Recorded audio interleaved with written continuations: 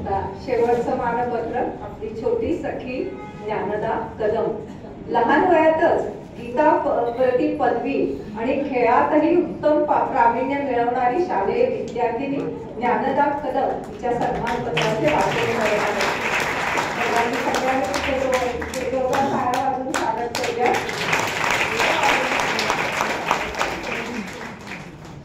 मोठ्या उंच मनोऱ्यात जाऊन बसल्यासारखे अफाट व्यक्तिमत्व असलेली एक छोटीशी बालिका म्हणजे ज्ञानदा कदम. भगवद्गीतेसारखा हिंदूंचा आद्य ग्रंथ तुला मुखोद्गत आहे.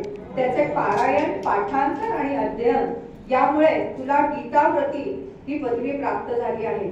आणि संस्कृत शिक्षिका असल्यामुळे ज्ञानदाची संस्कृत भाषेविषयी आपुलकी, अपार प्रेम आणि त्याचा अभ्यास करण्याची आस एक वेळ आपण समजून घेऊ शकतो.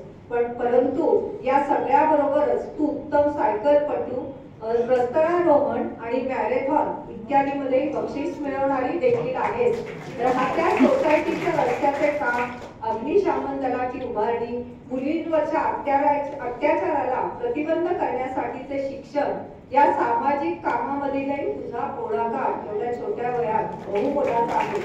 गगनाला गवसणी घालणाऱ्या अशा तुझ्या कार्यकर्तृत्वाला पुणे मराठी ग्रंथालयाचा मनपूर्वक सलाम. भविष्यामधील वाटचालीस तुला उत्तरोत्तर यश लाभावे यासाठी खूप खूप शुभेच्छा.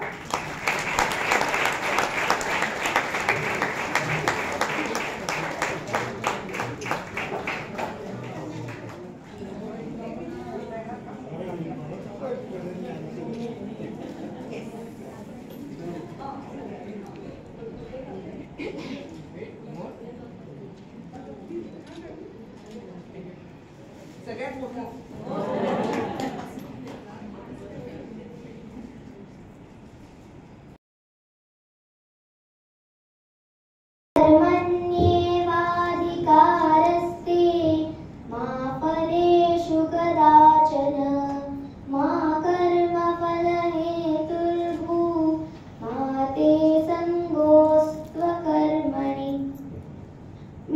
ज्ञानदा कदम.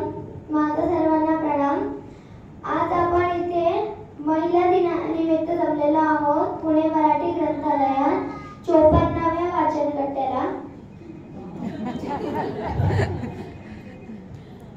आणि आज 8 मार्च आंतरराष्ट्रीय महिला दिन आहे. आपण पूर्ण भारतात साजरा करतो.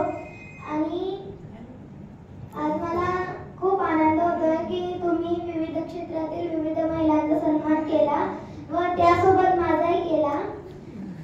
आणि मला यामुळे खूप नवीन गोष्टी करण्याची खूप प्रेरणा मिळाली, उत्साह निर्माण झाला.